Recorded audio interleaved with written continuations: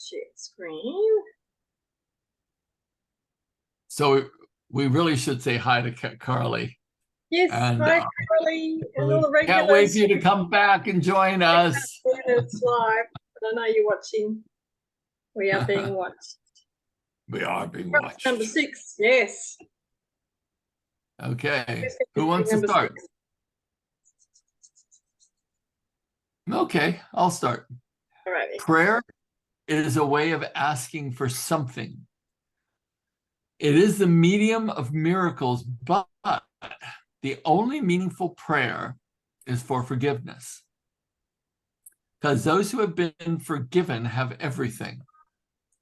Once forgiveness has been accepted, prayer in the usual sense becomes utterly meaningless. The prayer for forgiveness is nothing more than a request that you may be able to recognize what you already have. In electing perception instead of knowledge, you placed yourself in a position where you could resemble your Father only by perceiving miraculously.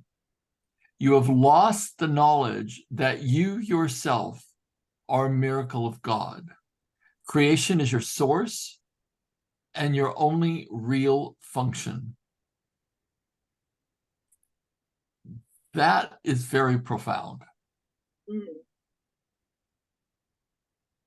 Does anyone have any comments or questions about this paragraph?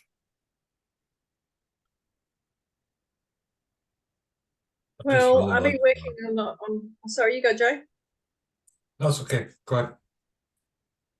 I guess because forgiveness and gratitude have been very powerful kind of practices for me, and forgiveness, the whole Course of Miracles just brings it to a whole other level as well. So, makes sense. Joe, you have something to add to that?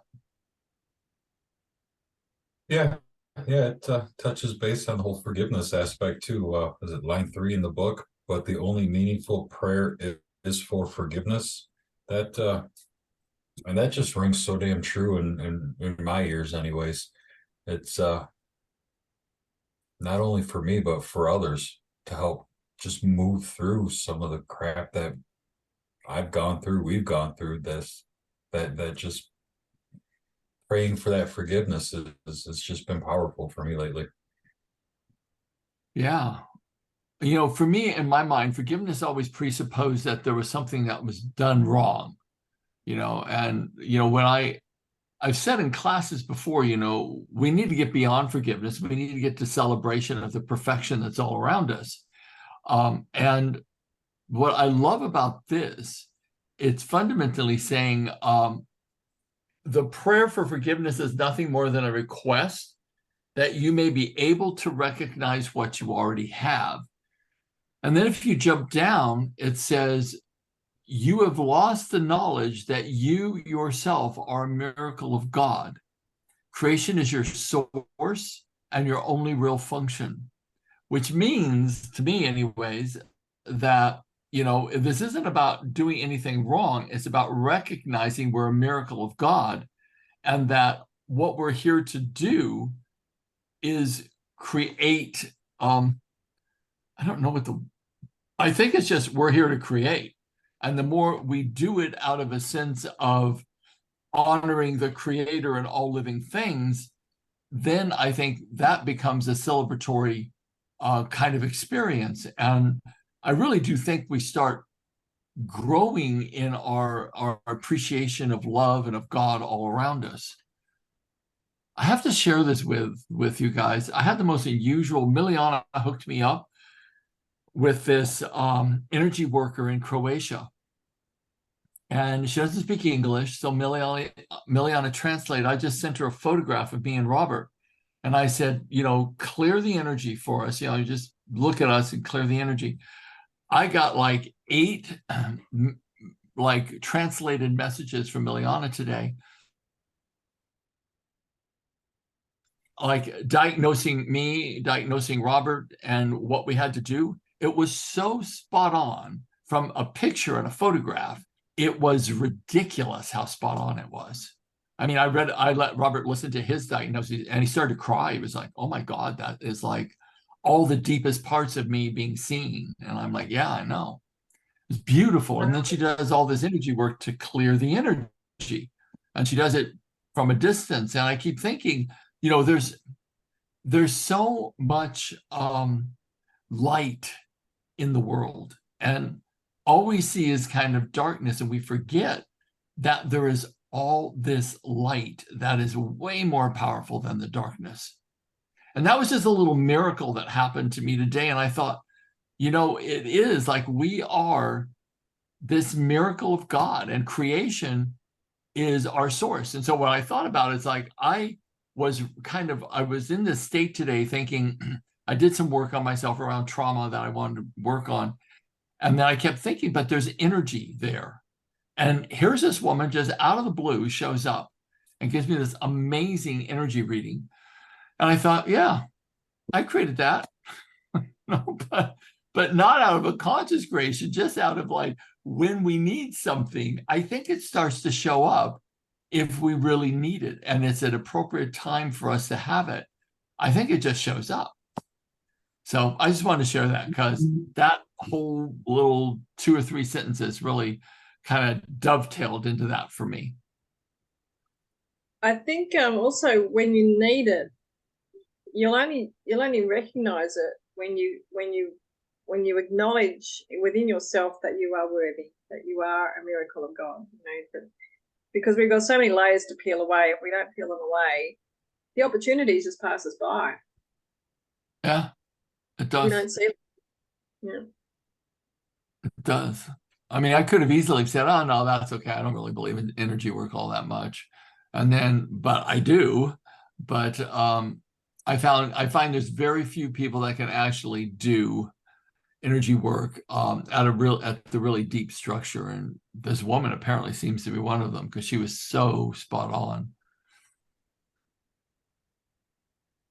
And the good news is she's like $30 US a session, which is like nothing for what she does. So, yeah. Okay, who wants to read next?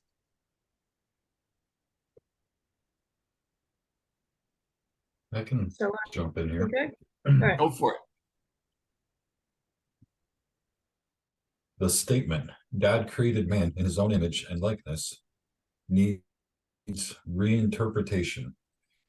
Imagine can be understood as thought, and likeness as of a like quality. God did create spirit in his own thought and of the quality like to his own. There's nothing else. Perception, on the other hand, is impossible without a belief in more and less. At every level, it involves selectivity.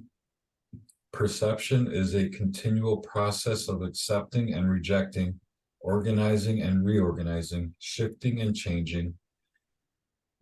Evaluation is an essential part of perception because judgments are necessary in order to select.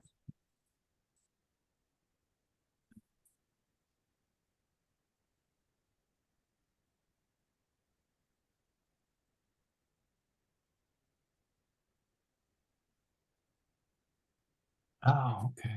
Okay.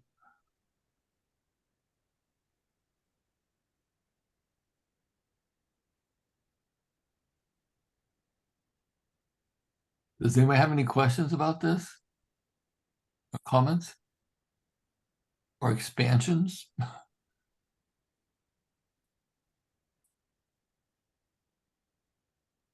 What I loved about this is that when it said perception is all about accepting, rejecting, organizing, reorganizing, shifting and changing, and evaluating. Because judgments, you cannot select anything without judgment. So everything's in this good, bad, right, wrong. It's all in, that's what perception is. It's actually viewing things through the perception of reorganizing, accepting, or rejecting. So I've never heard it put quite like that before. So I really like that.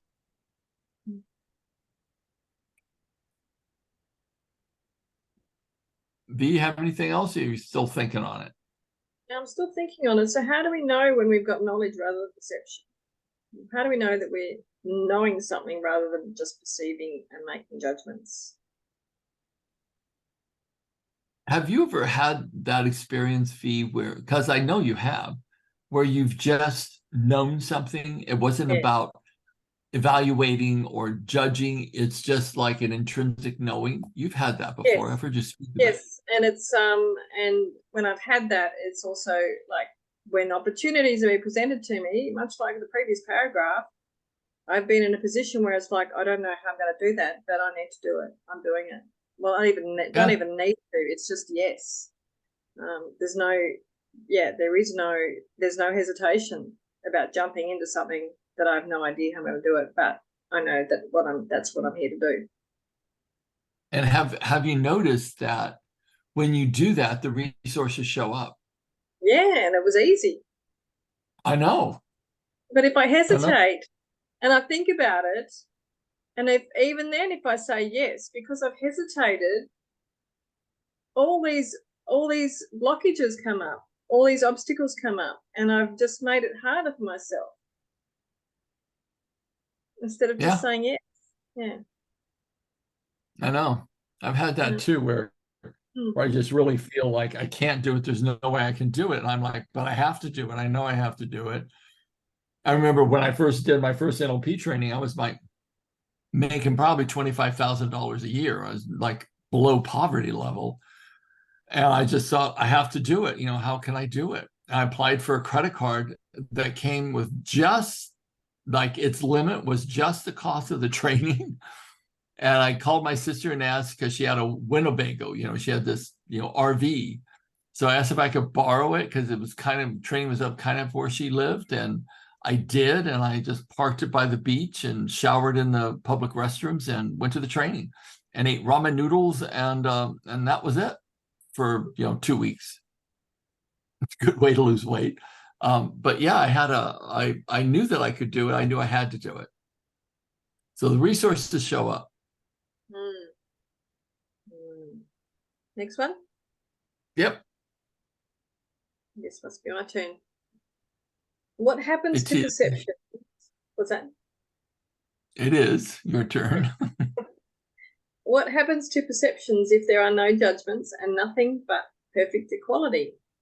Perception becomes impossible. Truth can only be known. All of it is equally true, and knowing any part of it is to know all of it.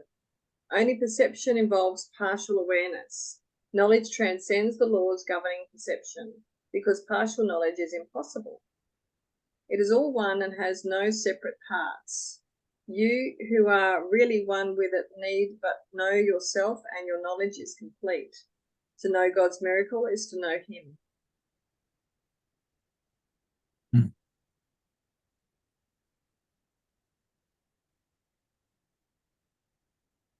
The lessons that I'm up to at the moment, I think it's 139 that we've just done, talk about, it's very much like that yoga practice of you are not your body, you are not your career, you are not your job, you are not your money, you are not this, you are not that. It's like, don't even bother trying to define yourself. That's what it is. It's you are you, and do you. Yeah. I mean, we have an honorary obligation to God to experience the creation through the eyes of this individuated thing called Gary, as you do through the individuated soul that you've come here to experience called Veronica, and Joe called Joe. I mean, we have an obligation to experience, to create, to live this, our individuated kind of gift, this kind of gift of God, or this gift of life. So sometimes I look at myself and I go, I just have to be the best expression of me that I can be. I think that's what God wants me to be. If God wants anything from us, I think it's to fully live and to and to help. At least that's what I make up. Are there any questions about this one, number 8?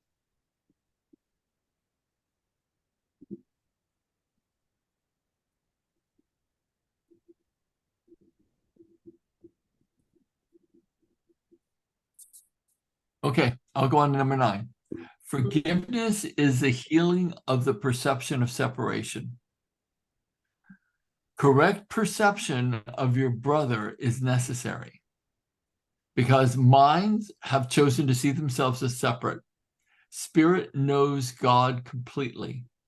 That is its miraculous power.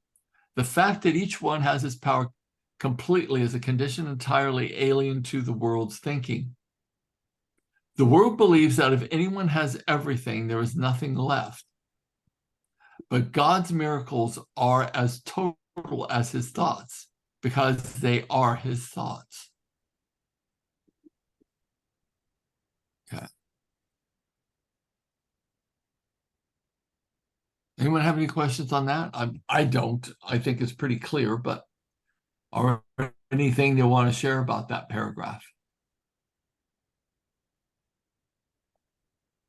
So now That's we've the gone back first to time I've seen forgiveness. Say again, B? well, now we've gone back to correct perception instead of knowledge.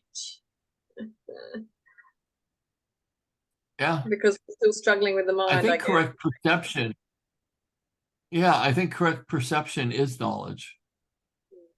Okay, yeah. What's your thought? Yeah, that makes sense then. Yeah, that's what I'm thinking. Yep. See, when it says forgiveness is the healing of the perception of separation, I love that. That is so clean, so clear. Yeah. Nice. The next line is really powerful when it says correct perception of your brother is necessary because minds have chosen to see themselves as separate. Spirit knows God completely. That is its miraculous power. So it always comes back down to this one thing, seeing through the eyes of the Holy Spirit, seeing the Creator in all things, especially people, and not losing that perception, not losing the perception that drops into people are separate. If they're separate, you have to either defend or attack. That cleans up all of this if we can look outside of the perception of separation.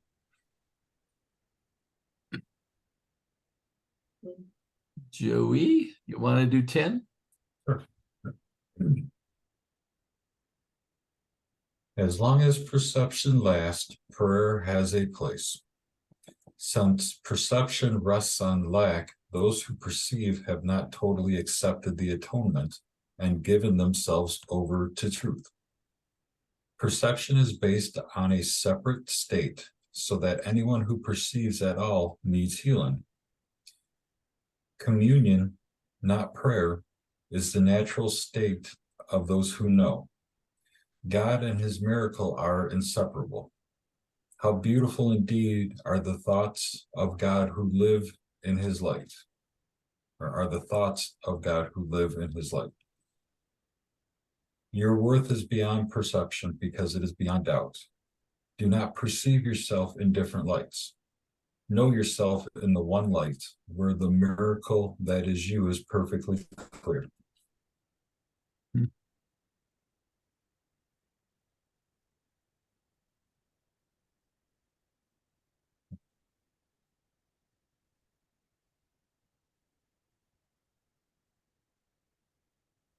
So perception causes the need for healing. Yeah. Mm-hmm. Says perception is based on a separate state, so that anyone who perceives at all needs healing. Mm-hmm.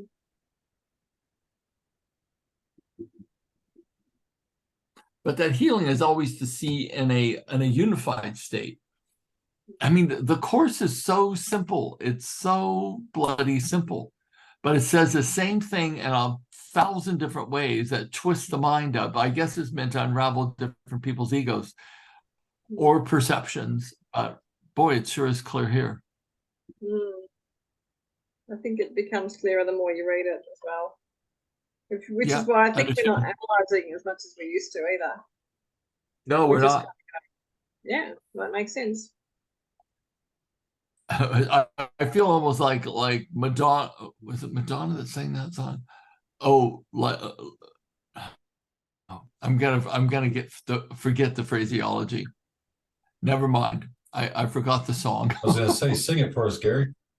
I know. I was about to. I was like, oh God, I don't think I know the words. It's one of her early songs. It wasn't Madonna. It was Britney Spears, actually. Right. All right, next one. Oh, judgment and the authority problem. I'll read the next one. We Okay. have already discussed the last judgment. Oh, here comes Jane. Hold on a minute. Yay. Shall we wait or shall I read on? Oh, here she's coming. Oh, Let's wait oh, and say good. hello. Yay, Hello, Jane. Jane. Sorry, I'm my apologies for being late. No Okay. worries. We're happy you're Yeah. here. We're just right now on the judgment and the authority problem. Got it. It always is a problem, isn't it? Yeah, it is. Do you want to read that first paragraph, Jane? Sure.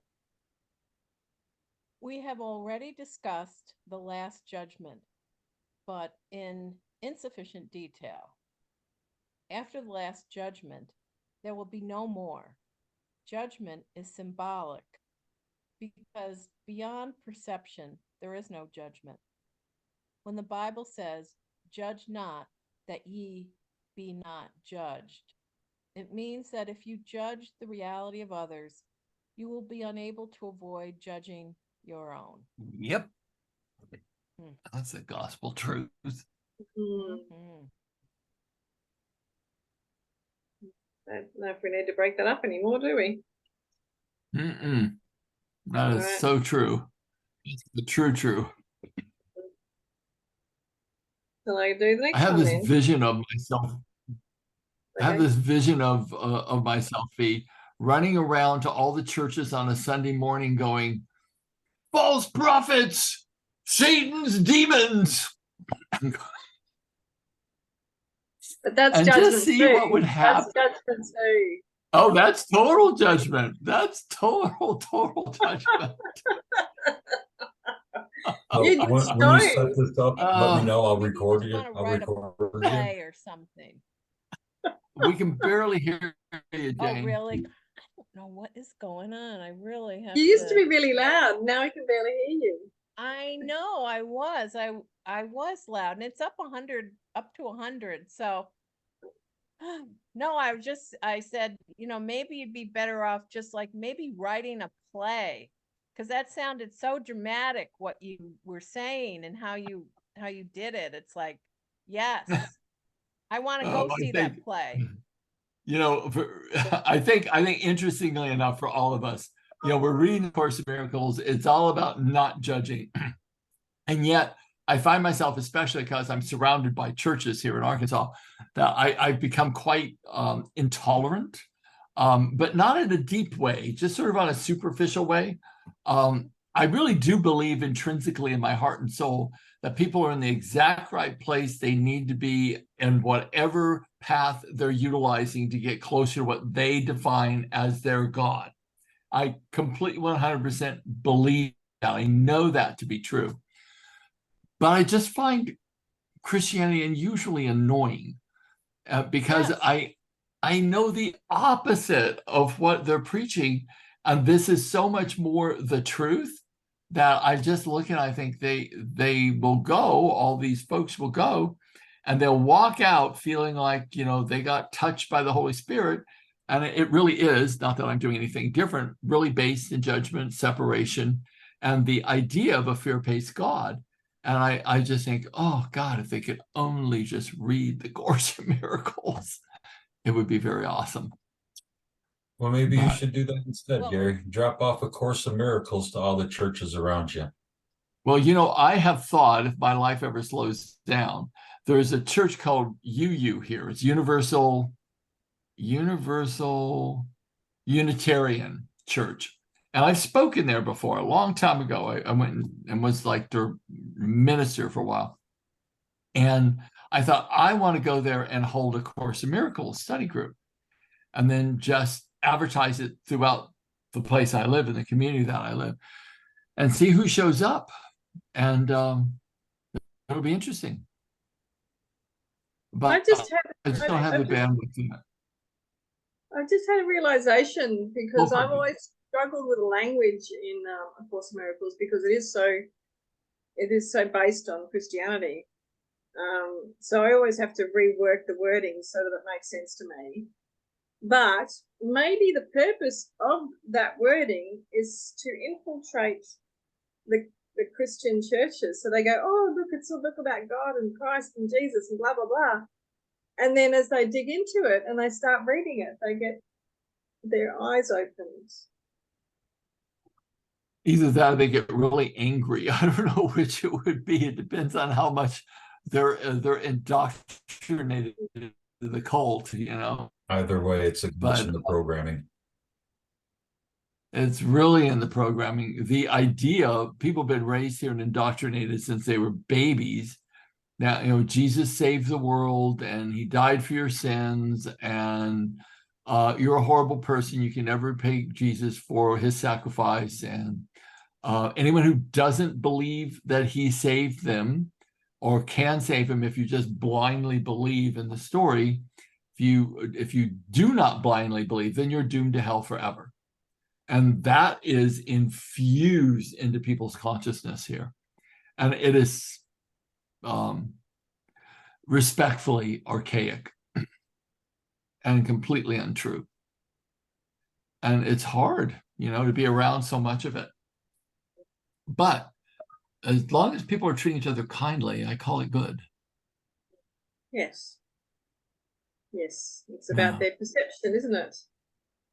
But Yeah. don't you I mean, think it's hard to know that the kindness that may be coming out of someone is based on fear of them burning?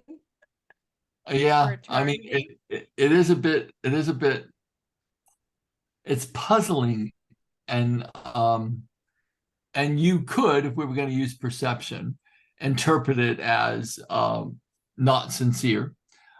However, I think that people are naturally kind.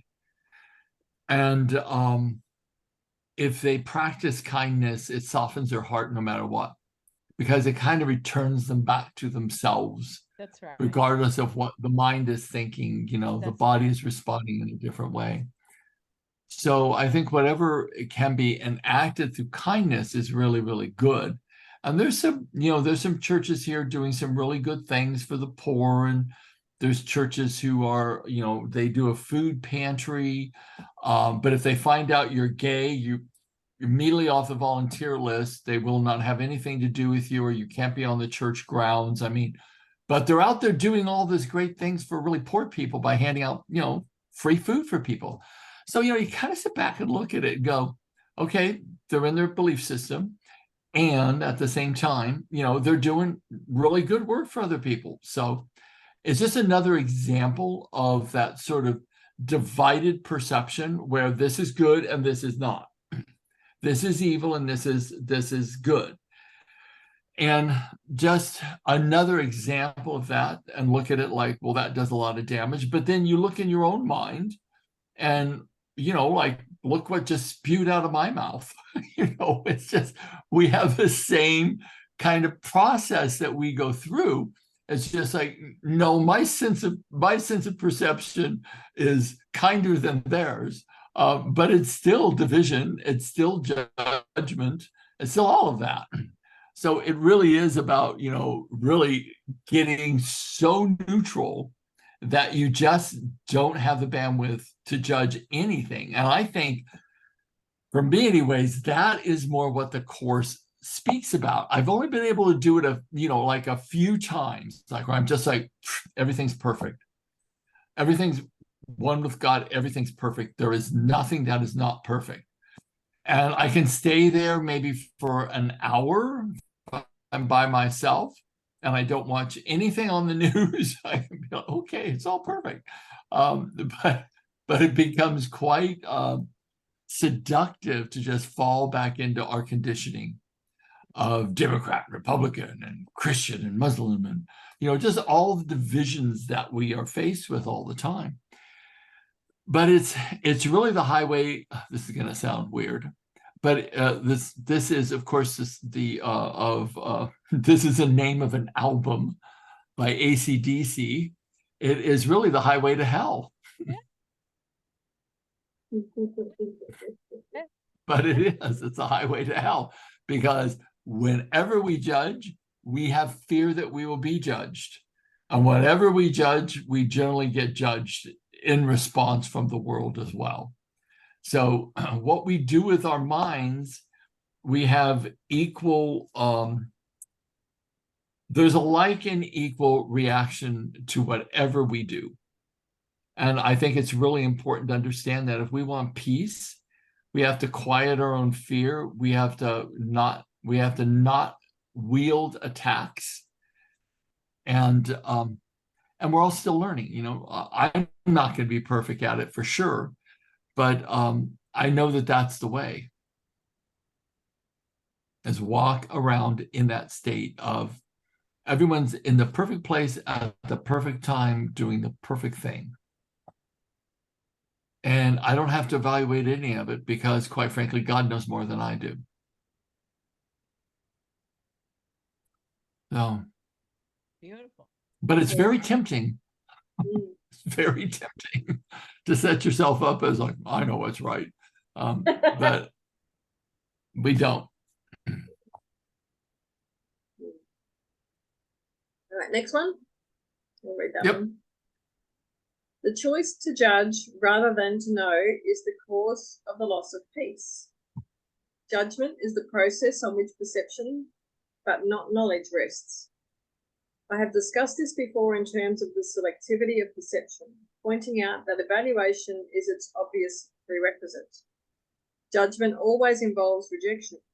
It never emphasizes only the positive aspects of what is judged, whether in you or in others. What has been perceived and rejected or judged and found wanting remains in your mind because it has been perceived. One of the illusions from which you suffer is the belief that what you judged against has no effect. This cannot be true unless you also believe that what you judged against does not exist. You evidently do not believe this, or you would not have judged against it. In the end, it does not matter whether your judgment is right or wrong. Either way, you are placing your belief in the unreal. This cannot be avoided in any type of judgment because it implies that the belief that reality is yours to select from.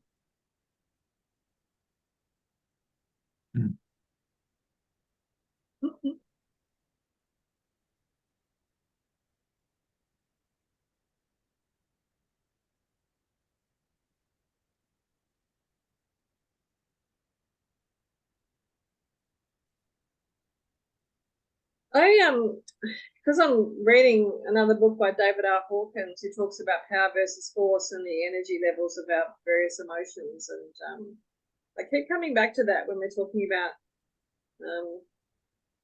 judgment and knowing, and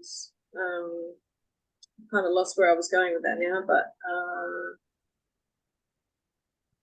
so we need people at different levels. We can't have everybody at 700 or 1,000.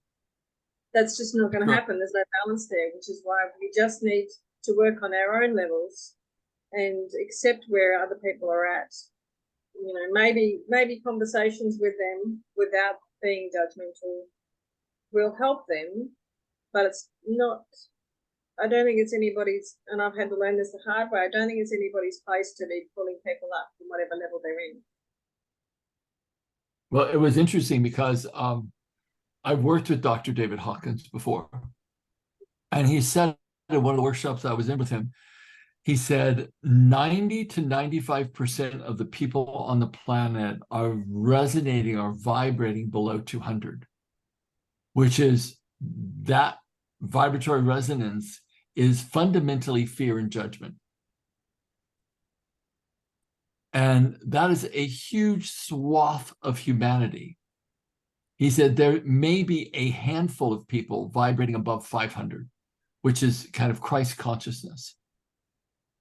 So our objective is to raise the vibratory level of ourselves, and of course, then in truth, then raise the vibratory level of humanity. I don't think it takes everyone to do it. I think it takes a group of people to do it, like, the 100 monkey theory. I think it just takes enough people to raise a vibration. So that's something to really think about. Jane, you're on mute. We can't hear you. You're on mute. Who? I can see your mouth moving. Jane. Oh, yeah, Jane, yeah, there you go. Sorry, I was just mouthing. I didn't have anything. Oh, right.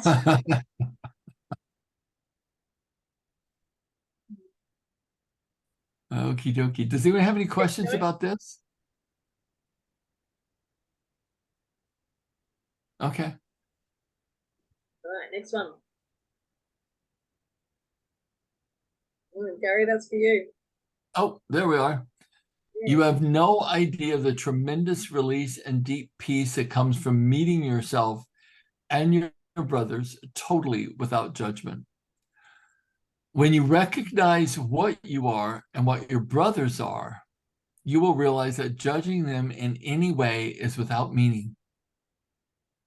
In fact, their meaning is lost to you precisely because you are judging them.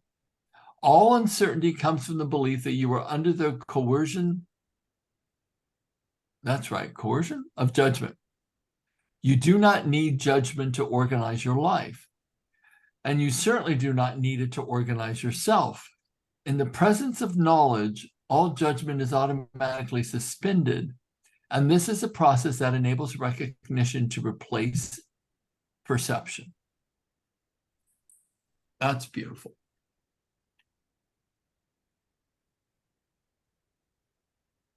Do we all get that one? Or because I don't think it requires a whole lot of interpretation unless you guys feel like you want to dig into it.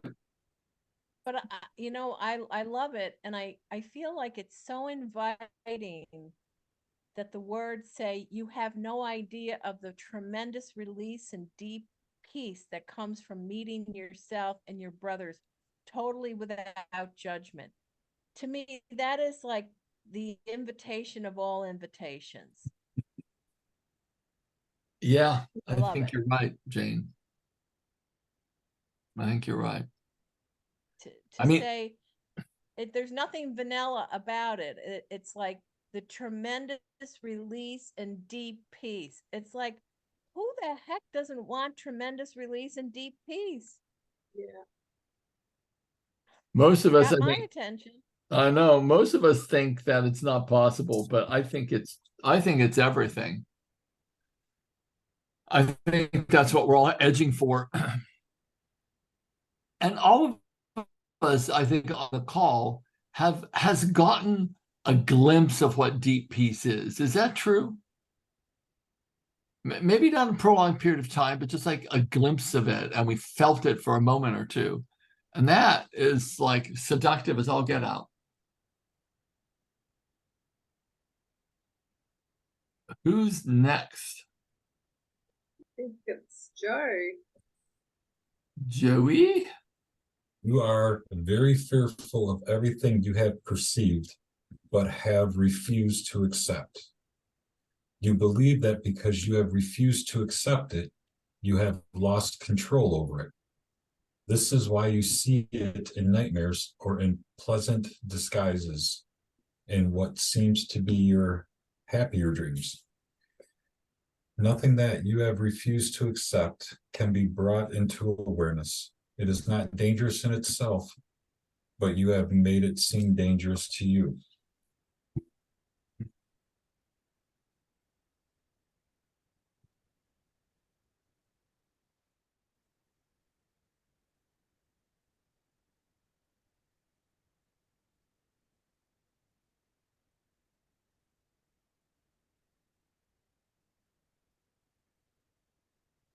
I'm a little confused by the last line. It is not dangerous in itself, but you have made it dangerous to you. Is that we're seeing fear-based attack possibilities on the outside of us? Is that what makes it dangerous to us? Is that how we've done that? Or is there something underneath that that doesn't seem quite as obvious? Does anyone have any insight on that? I kind of took it as, Gotcha. I kind of took it as,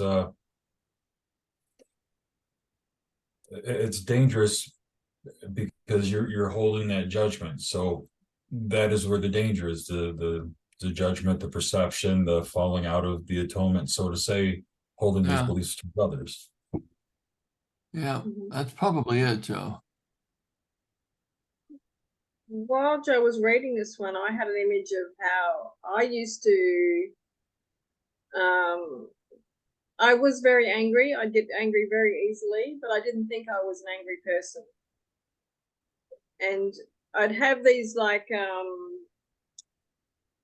think the first time it came up was when the guy who does lemon cleanse came to Australia, and I had a session with him, and he said, "You've got all this anger inside you." And it's like, I'm not angry. I feel fine.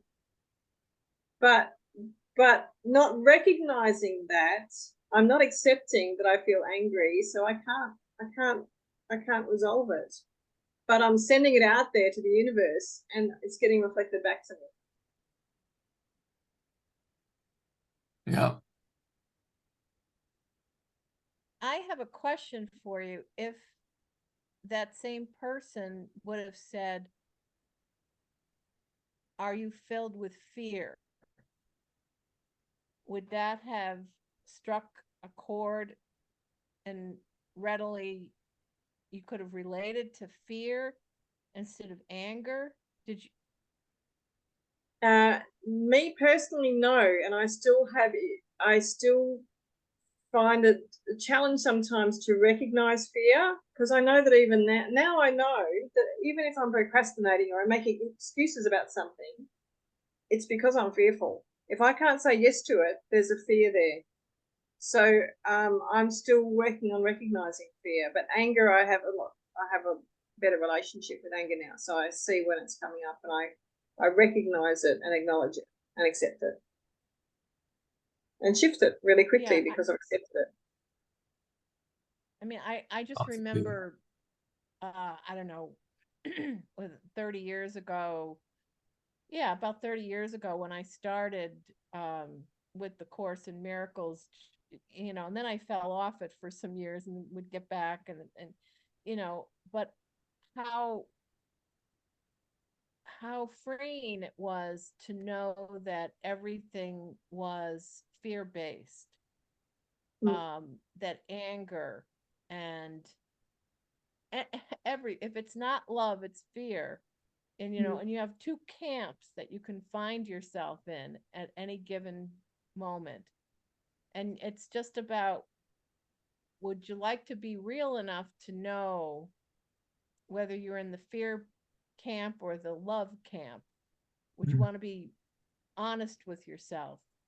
And that just boiled everything down for me, and I'm just so eternally grateful for that. I love that. It's so simple, isn't it? It's so simple. Yeah. If it's not love, Yeah. then it's fear. Let's have a look at it. And people say, no, anger isn't that. And greed isn't fear. It's like, sure it is. You're terrified Sure of it is. lack. Mm, mm. And so it just like, whoa, all right. Yeah. I loved that line when I first started reading the Course in Miracles, when it said all behavior is based on either love or fear. There's no other emotions, just love or fear. That's it. Yeah. Lovely. Who's going to go next? Oh, okay. I guess it's my turn, right? Yes. Yep. Yeah. When you feel tired, it is because you have judged yourself as capable of being tired. When you laugh at someone, it is because you have judged him as unworthy. When you laugh at yourself, you must laugh at others, if only because you cannot tolerate the idea of being more unworthy than they are. All this makes you feel tired because it is essentially disheartening.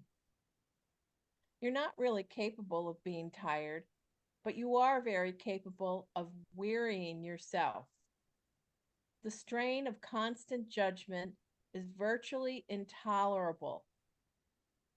It is curious that an ability so debilitating would be so deeply cherished. Yet, if you wish to be the author of reality, you will insist on holding on to judgment. You will also regard judgment with fear, believing that it would someday be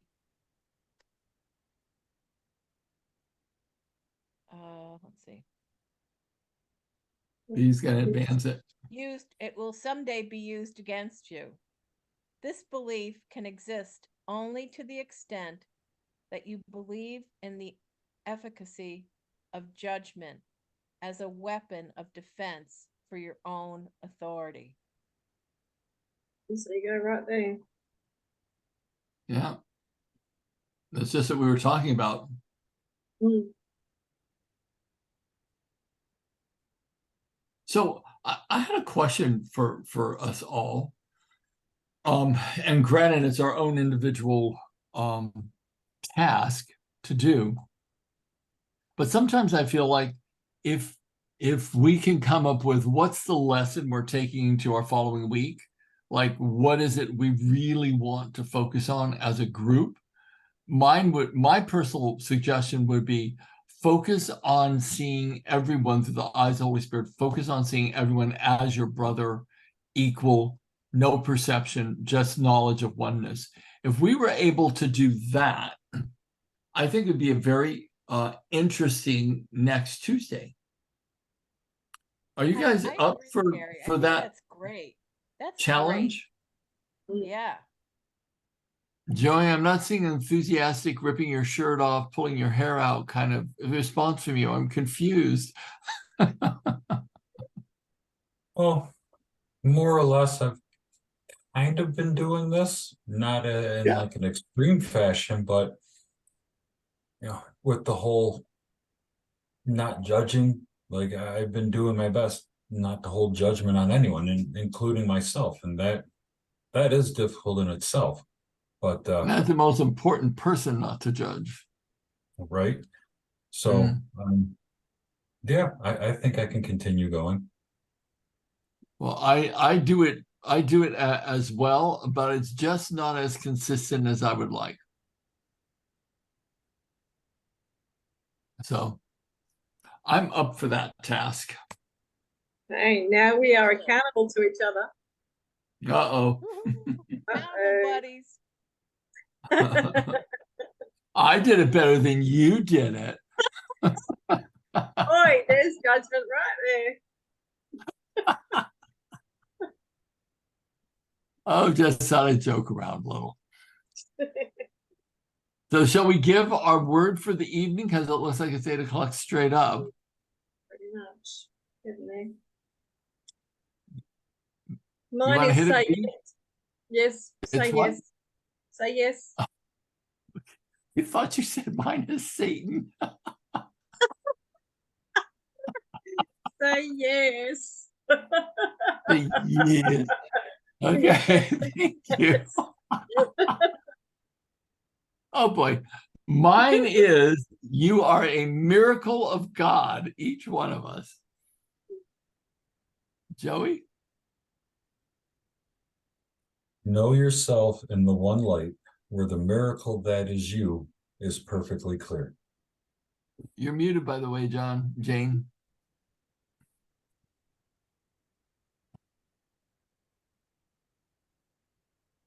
Okay.